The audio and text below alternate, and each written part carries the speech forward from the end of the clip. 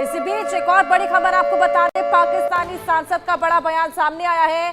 पाक सांसद शेरी रहमान का यह बयान, हमने यूएनएससी में जाना चाहिए, चीन जैसे देशों से समर्थन लेना चाहिए, चीन का समर्थन मांग रहे हैं। हालांकि सबको मालूम है चीन हमेशा से पाकिस्तान का समर्थन करता नजर आया ही, हमेशा कंधा देता नजर आया है। हालांकि चीन ने इस पूरे हमले की निंदा की थी, लेकिन उसके बावजूद यहां पर ये बोलते हैं पाकिस्तानी सांसद, पाक सांसद शेरी रहमान, कि हमें यूएनएससी में जाना चाहिए। बौखलाहट यहां पर साफ देखी जा सकती है। हमारे साथ अजय जंडियाल जम्मू से जुड़े हैं, मेहंदी भी जुड़ी हुई है दिल्ली से। सबसे पहले अजय, मैं आपके पास आना चाहूंगी। बौखलाहट साफ देखी जा रही है, यूएनएससी में जाने की बात चल रही है, यहां पर पाक बुरी तरीके से डर गया है, चीन का समर्थन मांग रहा है। देखिए, पाकिस्तान डरेगा ही, क्योंकि पाकिस्तान ने जो हरकत की है उस हरकत के लिए पाकिस्तान को बख्शा नहीं जा सकता और बख्शा भी नहीं जाएगा। ये बड़ी साफ बात है। अभी तो ये शुरुआत है। अभी जो पाकिस्तान को लेकर फैसले हुए हैं, ये वो फैसले हैं जिससे मात्र एक संदेश दुनिया को दिया गया है कि जो पहलगाम में हमला हुआ उसके पीछे पाकिस्तान था। पाकिस्तान को शायद ये समझ नहीं आ रहा है, पाकिस्तान इसको इस तरीके से देख रहा है कि भारत उस पर हमला कर सकता है। वो बात की बात है, पाकिस्तान को ये समझ आना चाहिए कि इस कार्रवाई से भारत ने दुनिया को ये बताया है कि ये जो हमला पहलगाम में हुआ उसमें पाकिस्तान जिम्मेदार है और पाकिस्तान को इसका खामियाजा भुगतना पड़ेगा। दूसरी अहम चीज, यूएनएससी में जाने का पाकिस्तान का मकसद बड़ा साफ है। पाकिस्तान को पता है कि जो हमने किया है उसके लिए भारत उसे छोड़ेगा नहीं, इसीलिए अंतर्राष्ट्रीय समुदाय की और चीन की गोद में बैठेंगे। शायद कोई जो है उसमें सहूलियत मिल जाए, राहत मिल जाए, मगर राहत भारत नहीं देने वाला है, क्योंकि ये जो पाकिस्तान ने किया है, मासूम निहत्थे लोगों को टारगेट करके उनका मजहब जानकर उनकी हत्याएं जो की गई है, पाकिस्तान ने जो करवाई है, इसके जरिए भारत में कॉम्युनल हार्मनी को नुकसान पहुंचाने का पाकिस्तान का मकसद था। पाकिस्तान सिर्फ लोगों की हत्याएं नहीं कर रहा था, वो यहाँ की शांति की हत्या करना चाहता था, यहाँ के सौहार्द को बिगाड़ना चाहता था। इस चीज के लिए पाकिस्तान ने ये किया है और उसी चीज को लेकर अब पाकिस्तान को लगता है कि अगर वो यूएनएससी में चला जाएगा तो शायद शरण मिल जाएगी। उसे लगता है कि चीन की मदद मांगे तो शायद भारत के जो प्रहार से वो बच सकता है, मगर भारत जब प्रहार करेगा पाकिस्तान को पता नहीं चलेगा कि क्या हो गया। और खासतौर पे एक चीज और आपको बता दूं कि अगर आप देखें तो सुरक्षा बलों के साथ पाकिस्तान पिछले कई सालों से मुकाबला कर रहा है, मगर आज तक कुछ नहीं कर पाया। 65 की जंग हुई, 71 की जंग हुई, कारगिल हुआ, युद्ध विराम के उल्लंघन पाकिस्तान ने किए। पाकिस्तान ने कई बार सिविलियंस को निशाना बनाया, मगर पाकिस्तान को मुंह की खानी पड़ी जब भारतीय सेना का सामना करना पड़ा और 93,000 फौजियों को बंदी बनाकर उनको घुटनों पर लाया था भारत ने। मगर पाकिस्तान को तब भी ये समझ नहीं आया। ब्लीड इंडिया 1000 कट की जो पाकिस्तान की पॉलिसी है उसको लेकर आगे चलेगा तो पाकिस्तान का महज यही होगा। और आपको बता दूं कि इन सभी कार्रवाइयों के बाद अब भारत ने फैसला किया है कब कब कहां कहां कैसे कैसे पाकिस्तान को जो है उसकी बच्चियों को उधेड़ा जाएगा। न सिर्फ अंतर्राष्ट्रीय समुदाय के सामने उसे एक्सपोज किया जाएगा, बल्कि पाकिस्तान को अब निस्तनाबूद करने की तैयारी कर ली गई है। बिल्कुल, और खौफजदा होना यहाँ पर बनता भी है अजय, क्योंकि इस बार केवल रिटेलिएशन से काम नहीं चलेगा। जो तमाम बड़े फैसले लिए गए हैं वो महज शुरुआत है, इसके आगे अभी हाथ पहुंचानी बेहद ज्यादा जरूरी भी हो जाती है। आप सभी बने रहिए। एक और बड़ी खबर यहाँ दर्शकों को दे दें, पहलगाम हमले को लेकर आज बेहद बड़ी सर्वदलीय बैठक होने वाली है। सरकार ने आज शाम 6 बजे सर्वदलीय बैठक बुलाई है। बैठक में पहलगाम हमले की जानकारी दी जाएगी, सीसीएस की बैठक के फैसलों की जानकारी दी जाएगी। गृह मंत्री अमित शाह विपक्षी दलों को यह जानकारी साझा करेंगे। बैठक में विपक्षी दलों से सुझाव और राय भी मांगी जाएंगी। ये तमाम तस्वीरें भी हम अपने दर्शकों को दिखा रहे हैं। जो लोग वहां पर शहीद हुए, जो लोग वहां पर टूरिस्ट वहां पर पहुंचे हुए थे मिनी स्विट्जरलैंड का लुत्फ उठाने के लिए, आनंद उठाने के लिए, उनको क्या मालूम था कि इस तरह की घटना उनके साथ घट जाएगी। नवविवाहित जोड़े, लोग अपनी फैमिलीज के साथ गर्मी की छुट्टियों का आनंद उठाने के लिए वहां पहुंचे और इस हादसे का शिकार हो चले। वो आतंकी जो गुनहगार हैं, इन निहत्थे मासूमों का, उनको कड़ी से कड़ी सजा दिलवाने के लिए तमाम कवायदे देश भर में की जा रही हैं। आक्रोश बेहद ज्यादा है। इस बार बख्शे नहीं जाएंगे। हमले के बदले का काउंटडाउन भी शुरू हो चला है, उसकी शुरुआत हो चली है और उसकी शुरुआत कल सीसीएस की बैठक में जो तमाम फैसले लिए गए हैं उससे हो चली है। लेकिन ये महज शुरुआत है, इसके बाद अभी बेहद बड़ी कार्रवाई होना बाकी है और उसी का असर अब पाकिस्तान पर दिखने भी लगा है। पाकिस्तान जिस तरीके से डर चुका है, यही डर उनमें पैदा होना बिल्कुल जरूरी भी है। ये विजुअल्स आपकी तस्वीर टीवी स्क्रीन पर है। ये तमाम परिजन यहाँ पर एकजुट हैं, जो तमाम लोग वहां पर इस घटना का शिकार हुए, वो निहत्थे बेकसूर लोग जो कि वहां पर महज घूमने फिरने गए थे, आनंद उठाने गए थे। ये उनके परिजन आप देखिए, आंखों में आंसू लिए, बेहद नाराज, बेहद खफा, बेहद निराश नजर आ रहे हैं। लगातार न्याय की मांग कर रहे हैं, क्योंकि जो कुछ वहां पर हुआ वो लाइफ टाइम के लिए, सभी के लिए ट्रॉमा है। जो लोग वहां मौजूद थे, जिन्होंने खुद इसको देखा, जिन्होंने खुद इसको महसूस किया, जो इसका शिकार हुए हैं, उनके लिए भुला पाना बेहद मुश्किल। ना केवल वो लोग, लेकिन जो लोग घर पर बैठ के भी इन तमाम तस्वीरों को देख रहे हैं, वो केवल यही गुहार लगा रहे हैं कि जल्द से जल्द मुंह तोड़ जवाब दिया जाना चाहिए। मेहंदी हमारे सहयोगी लगातार हमारे साथ जुड़ी है। मेहंदी, जिस तरीके से नेतन्याहू ने सभी को कॉन्फिडेंस में लिया था, उसके बाद हमलों की शुरुआत की थी, कुछ उसी तरीके से आज सभी विपक्षी दलों के नेताओं को कॉन्फिडेंस में लिया जाएगा और बेहद बड़ा फैसला लिया जा सकता है। सभी से आज राय मशवरा किया जाएगा, मंथन किया जाएगा और बेहद बड़े एक्शन की यहाँ पर तैयारी है सर्वदलीय बैठक में।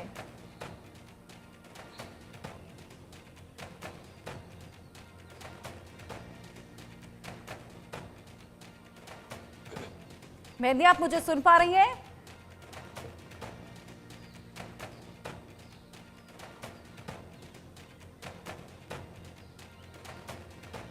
चलिए मेहंदी से जुड़ने की कोशिश करेंगे। एक और बड़ी खबर दर्शकों को दे दें। पहलगाम मामले के बाद एलजी मनोज सिन्हा का एक बेहद बड़ा बयान सामने आया है।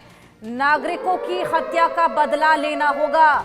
मनोज सिन्हा लगातार अमित शाह के साथ मौजूद थे, लगातार जम्मू कश्मीर में पहलगाम में जो कुछ हुआ उसके बारे में अपडेट्स लेते नजर आए थे, लगातार साथ बने हुए थे। गृह मंत्री का निर्देश, पूरी ताकत का इस्तेमाल होगा, आतंकियों की मदद करने वालों को भी नष्ट कर देंगे, बख्शा नहीं जाएगा। ये बेहद बड़ा बयान, सबसे सख्त कार्रवाई हो, मनोज सिन्हा ये बोलते हुए नजर आए। शुरुआत से ये एक्टिव नजर आए हैं ये अमित शाह के साथ, आतंकियों के मददगारों को खत्म करके रहेंगे। ये बेहद बड़ा बयान एलजी मनोज सिन्हा का सामने आया है। उनकी जो मदद करने वाले थे उनको भी बख्शा नहीं जाएगा, कड़ी से कड़ी कार्रवाई करने के यहां पर निर्देश देते हुए नजर आए हैं। लगातार मनोज सिन्हा अमित शाह के साथ हमने देखा किस तरीके से पहलगाम पहुंचे थे, वहां पर लोगों से बातचीत भी की थी। आशिक हमारे सहयोगी हमारे साथ बने हुए हैं। आशिक, मनोज सिन्हा का ये बेहद बड़ा बयान, जो मददगार भी हैं उनको भी नष्ट कर दिया जाएगा, ये बेहद बड़ा बयान है। चलिए आशिक, आपके पास आऊंगी। एक और बड़ी खबर दे दे। कुलगाम में आतंकियों से मुठभेड़ हुई है। कुलगाम में सेना ने 2 आतंकियों को घेर लिया है, घेराबंदी की गई है। कुलगाम में फायरिंग की जोरदार आवाजें आ रही हैं। लगातार आतंकी गतिविधियां बढ़ती चली जा रही हैं। मुंहतोड़ जवाब देना बेहद ज्यादा जरूरी हो चला है। कुलगाम में आतंकियों से मुठभेड़ जारी है, आतंकी बाज नहीं आ रहे हैं। कुलगाम जहां पर तेज फायरिंग की आवाजें भी सुनाई दे रही हैं। 2 आतंकी जिनको घेर लिया गया है। अजय हमारे सहयोगी हमारे साथ जुड़े हैं। अजय, कुलगाम में क्या कुछ चल रहा है? फायरिंग की जोरदार आवाजें वहां से सुनाई दे रही हैं। देखिए, बिल्कुल कुलगाम का तंगमर्ग का इलाका है, जहां पर सुरक्षा बलों को कल देर शाम ये जानकारी मिली थी कि यहाँ कुछ आतंकी छुपे हुए हैं, जिसके बाद जो है सुरक्षा बलों ने इस ऑपरेशन को शुरू किया। पूरी कल दोपहर बाद जो ऑपरेशन शुरू हुआ था, रात तक ऑपरेशन जारी रहा, मगर अंधेरे के कारण रात को जो है ऑपरेशन को स्लो किया गया। मगर सुबह तड़के जब एक बार फिर से यहाँ पे मुठभेड़ शुरू हुई है, यहाँ पर 2 से 3 गिरे जो आतंकी छुपे हुए थे, उनको मार गिराने के लिए कवायद तेज है और अभी भारी गोलाबारी की आवाजें जो है उस इलाके से आ रही हैं और कोशिश की जा रही है सुरक्षा बलों द्वारा कि जल्द से जल्द यहाँ मौजूद आतंकियों को खत्म किया जा सके। दरअसल ये जो इलाका है कुलगाम का, यहाँ साउथ कश्मीर का इलाका है। ऐसे में ये आतंकी कहाँ से आए, कब से छुपे हुए थे, कौन हो सकते हैं, इस चीज को बाद में देखा जाएगा, मगर पहली प्राथमिकता जो है वो आतंकियों को मार गिराने की है। आपको बता दूं कि साउथ कश्मीर के पहलगाम में ही आतंकियों ने जो सिविलियन थे, टूरिस्ट थे, उन पर हमला करके उनको नुकसान पहुंचाया, उनकी हत्या की और उसके बाद सुरक्षा बलों का ऑपरेशन वहां भी जारी है।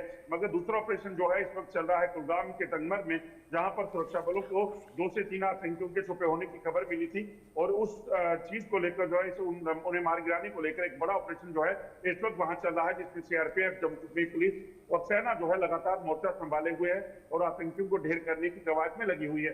बिल्कुल, तमाम कवायदें अजय लगातार जारी है। मेहंदी, में आपका रुख करूंगी। जिस तरीके से पहले भी मैंने आपसे पूछा था कि सर्वदलीय बैठक आज होने वाली है, कुछ ऐसे ही ही बैठक नेतन्याहू ने की थी, जब इजराइल में हमले करने से पहले उन्होंने सभी को कॉन्फिडेंस में लिया था। आज भी सर्वदलीय बैठक होने वाली है, विपक्षी नेता तमाम दिग्गज जुटेंगे, जहां पर उनको कॉन्फिडेंस में लिया जाएगा, उनसे सलाह मशवरा करके यहां पर बेहद बड़े एक्शन की तैयारी है।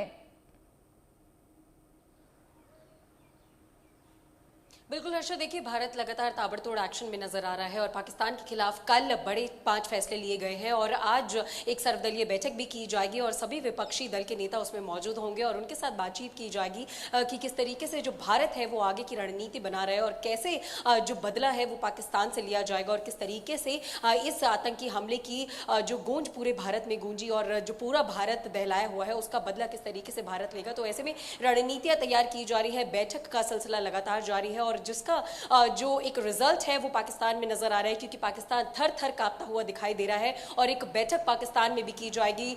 वहां पर भी सुरक्षा बलों के साथ शहबाज शरीफ एक बैठक करेंगे, लेकिन ऐसे में बैठक जो है पाकिस्तान की कुछ सफल नहीं होगी, क्योंकि जिस तरीके से फिलहाल भारत एक्शन मोड में नजर आ रहा है और जैसे आपने भी एग्जाम्पल दिया कि नेतन्याहू ने भी हमला करने से पहले अपने सभी विपक्षी दलों को कॉन्फिडेंस में लिया था और सभी जो दूसरे देश है उनसे भी बातचीत की थी, तो ऐसे में भारत भी वही कड़ा रुख अपनाता हुआ दिखाई दे रहा है और जो हमला जो हुआ है पहलगाम में 26 लोगों की जो जान गई है, जो निहत्थे 26 लोग वहां पर परिवार के साथ घूमने आए थे, नए विवाहित जोड़े थे जिन्होंने अपनी जान गंवाई, तो बेशक जो भारत है वो फिलहाल इंसाफ की मांग कर रहा है और जिस तरीके से ये पूरा हमला हुआ है उसके लगातार बाद से ही केंद्र सरकार या फिर भारतीय आर्मी जो है वो एक्शन मोड में नजर आ रही है। गृह मंत्री अमित शाह हो, लगातार बैठकों का सिलसिला उनकी तरफ से भी जारी है और प्रधानमंत्री मोदी अपना सऊदी अरब का जो दौरा है वो बीच में छोड़कर भारत लौटे और उसके बाद से ही लगातार चाहे वो सीसीएस की बैठक हो या फिर हाई अथॉरिटीज और ऑफिशियल्स के साथ बैठक हो,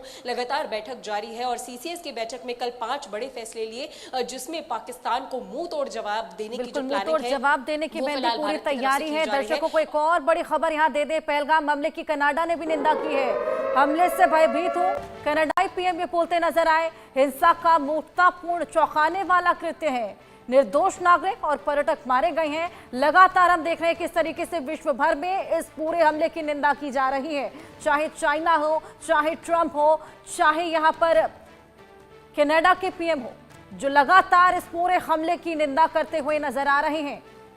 आशिक आपके पास में आऊंगी, विश्व भर में यहां पर किरकिरी पाकिस्तान ने अपनी करा ली है। लगातार हम देख रहे हैं जगह जगह आक्रोश देखने को मिल रहा है। कनाडाई पीएम भी हैं जो कि अब इसमें ऐड ऑन हो गए हैं, वो भी निंदा करते हुए नजर आ रहे हैं।